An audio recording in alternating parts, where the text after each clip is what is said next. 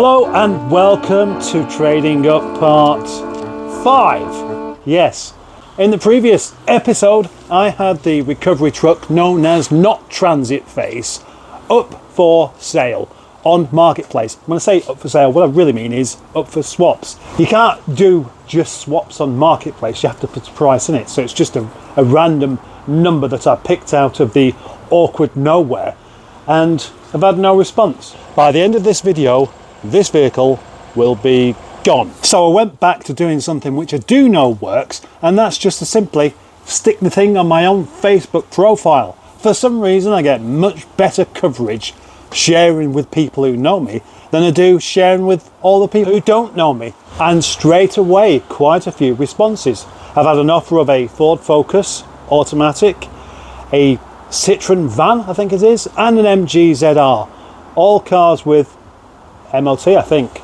Just been offered a Corsa D as well, which I quite like actually.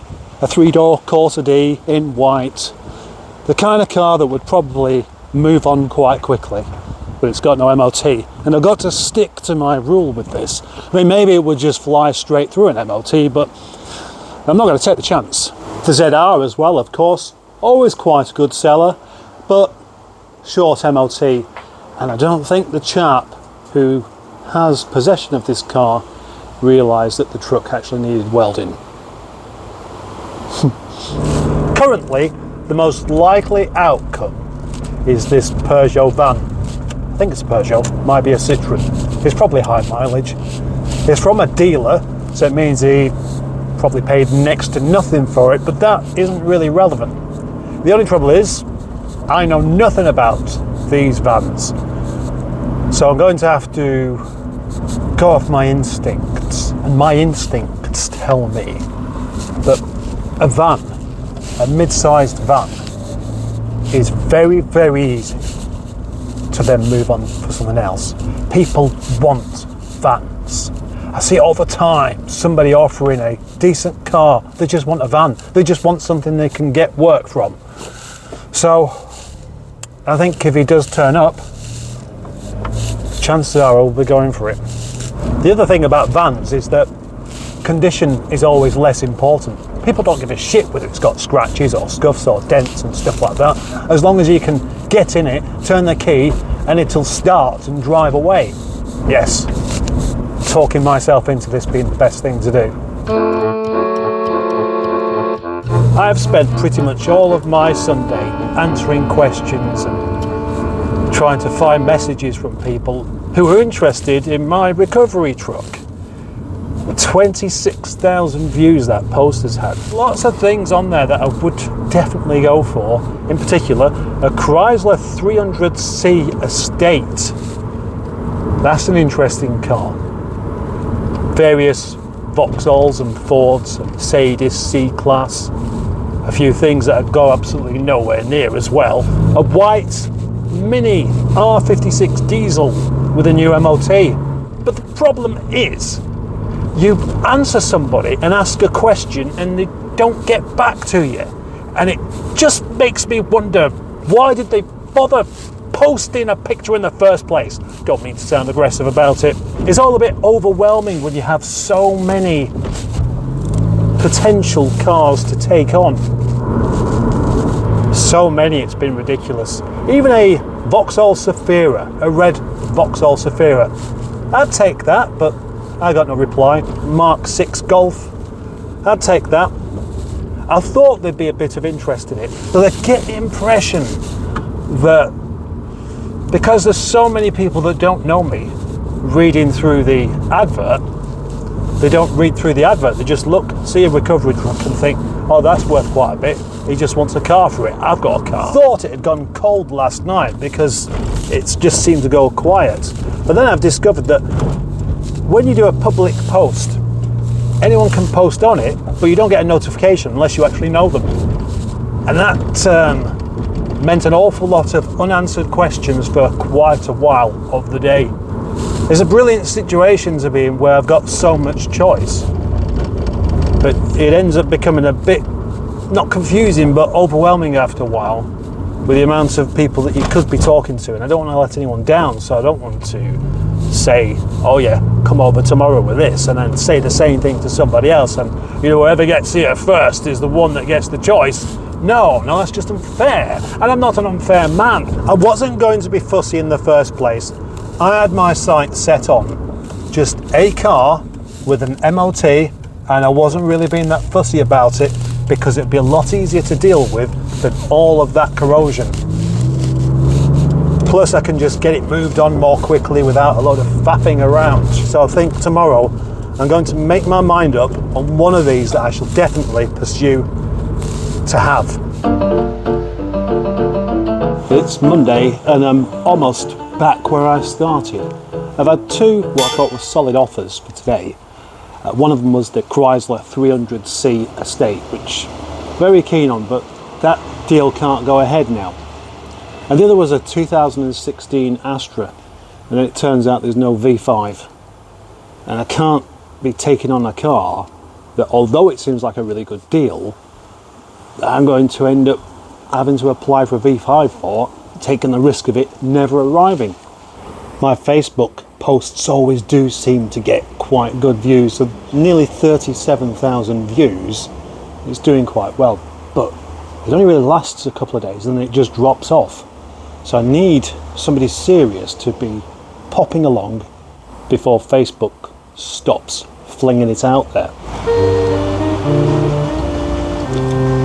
It does seem that the more interest you get, the less likely it is that someone's going to be taking it seriously.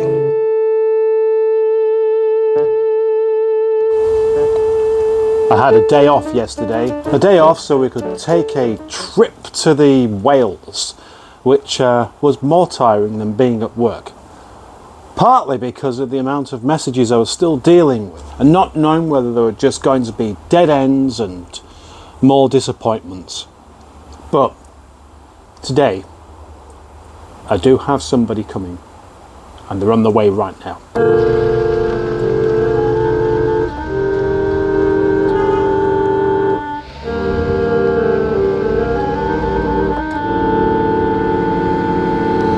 And now, after 41,000 views on my Facebook post, Not Transit Face has gone.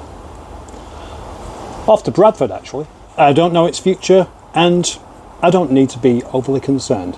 But what I have got is now a car. A legal car with a V5 and an MOT for nearly 4 months. And I am sat in it right now. It's an estate car. It's a diesel. It is a 2013 Astra. Look at how bland this is. But it's exactly the kind of car that I was expecting to end up with. Something I can't get excited about, but works, is road legal, and I've done this properly. I've done it by the book. I've put it straight into my name and I've insured it straight away as well. But as it is now the 29th of July, I don't really see the point in wasting 2 days tax, even though 1 month's tax on this is almost bugger all. £35 a year it is. That's the cheapest car I've ever had to tax, except for the Toyota Aygo. But then I never got that on the road. What is its potential? What is its worth? What am I going to do with it? Well, I think you know what I'm going to do with it. On the plus side, it is a car that would probably sell or just be easy to move on.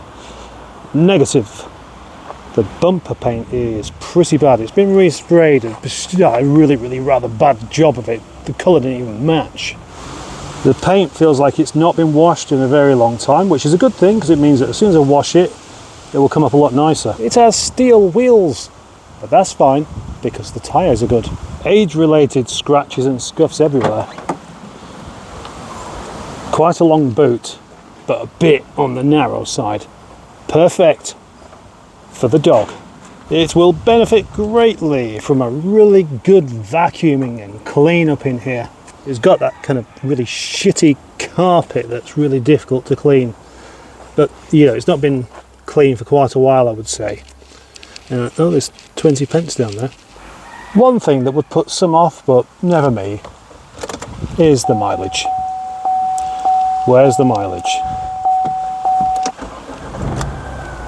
There we go. 184,000. Loads of buttons in here which I don't know what to do. Does the aircon work? There's the question. Aircon not working. Looks like a fairly good deal, doesn't it? Once I've cleaned it up and stopped it looking like this, might be a perfectly respectable car. Just one other thing though. The engine sounds nice enough, but the clutch is just a bit... Watch this. There, it's right at the bottom before anything happens.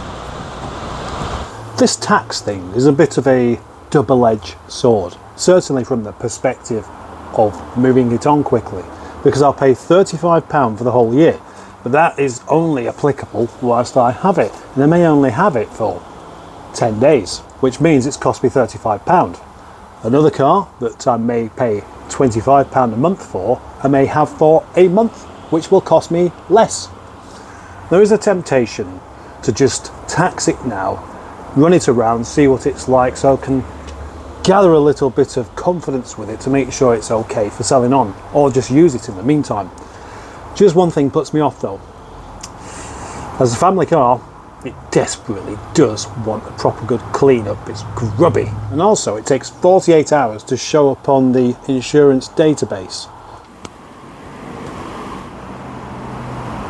That cat likes it. So what's next? I'm going to tidy it up a little bit. I'm going to clean it out. I'm going to do a proper review on this particular car. I'm going to use it as my own family car in a couple of days, and then it's going to go back up for swaps. So be ready with what you have to offer. Personally, I think that the Astra J is the dullest Vauxhall ever. Just look at it, it's completely featureless. Well, it's not featureless, but the features just aren't really doing anything for me. Save this bit for the review. Please join me next time in episode 6 of Trading Up. I don't know when that will be, and I don't know how good I'm going to find this car in the meantime, and I don't know what I will be trading it for, but it will happen. So thank you for watching, and thank you for being a subscriber, and thank you for being a channel member, and for liking the video, and for commenting on the video, and for not being a noisy motorcyclist. See you next time.